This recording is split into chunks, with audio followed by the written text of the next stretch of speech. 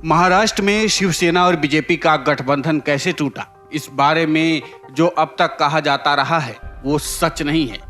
सच कुछ और है। ये दावा महाराष्ट्र में मुख्यमंत्री रह चुके और महाविकास अघाड़ी सरकार में मंत्री रहे सीनियर कांग्रेस नेता अशोक चव्हाण ने किया है।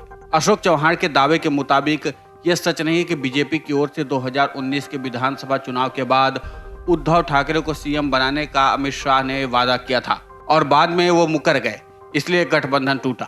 बीजेपी तो लगातार ये कहती रही कि अमित शाह ने उद्धव ठाकरे से ऐसा कोई वादा नहीं किया था। अशोक चव्हाण के मुताबिक दरअसल कांग्रेस और एनसीपी के साथ शिवसेना 2014 से ही गठबंधन करने की कोशिश में थी।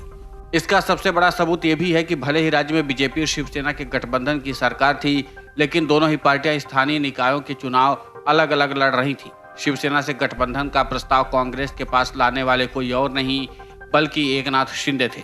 अशोक चव्हाण ने खुलासा किया है कि सीएम शिंदे शिवसेना के शिष्टमंडल के साथ आकर उनसे उनके मुंबई के चर्च गेट ऑफिस में मिले थे और कहा था कि कांग्रेस हाँ करे तो वे एनसीपी प्रमुख शरद पवार से बात करें।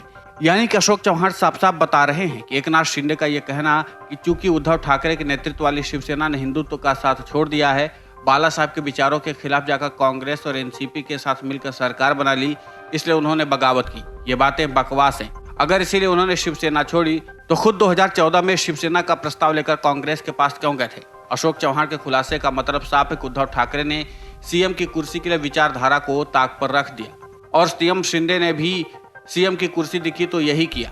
दोनों को येन केन प्रकारेण कुर्सी चाहिए थी, रास्ते चाहे जो हो, इसकी परवाह नहीं थी। अशोक चव्हाण के इस खुलासे के बाद शिंदे गुट की ओर से मंत्री गुलाब राव पाटिल ने सफाई दी है। गुलाब राव पाटिल ने कहा कि अशोक चव्हाण के बोलने का कोई मतलब नहीं है। एकनाथ शिंदे शिवसेना के शिष्टमंडल के साथ गए होंगे, इस बात से इंकार नहीं है। पार्टी में रहते हुए पार्टी नेतृत्व की बात तो माननी पड़ती है। सोनिया गांधी अगर अशोक चव्हाण से कुछ कहेंगे तो उनको भी बात माननी पड़ेगी। इसमें कौन सी बड़ी बात है। फिर अशोक चव्हाण ऐसा कौन सा बड़ा खुलासा कर रहे हैं।